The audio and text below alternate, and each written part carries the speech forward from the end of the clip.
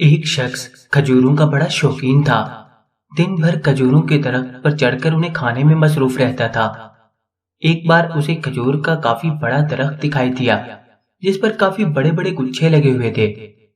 اس کے من کی مراد بر آئی۔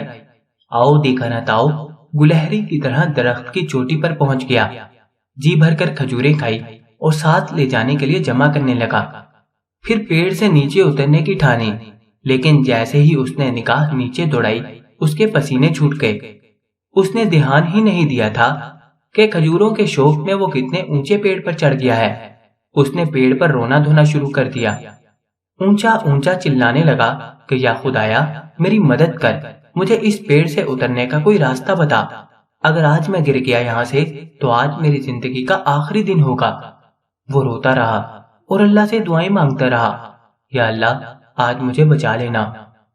پھر اسے ایک انوکھا خیال آیا اور اس نے ایک منت مانی کہ یا اللہ اگر آج میں خیریت سے نیچے اتر گیا تو پورے 500 روپے کی نیاز پیش کروں گا، میرا وعدہ رہا۔ اس وعدے نے اس کے اندر ہمت پیدا کی اور وہ دھیرے دھیرے سے نیچے اترنے لگا۔ آدھا راستہ پار ہوا تو اس کے کچھ ہوش ٹھکانے آئے، دل کی دھڑکن میں افاقہ ہوا، پیشانی کا پسینہ خشک ہونے لگا۔ اس نے نیچے زمین کی جانب دیکھا تو زمین کافی نزدیک دکھائی دے رہی تھی۔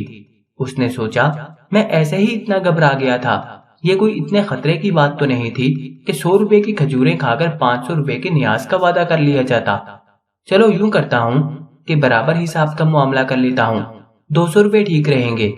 اگر میں خیر خیریت سے نیچے اتر گیا تو 200 روپے کی نیاز دوں گا، یہ میرا وعدہ رہا۔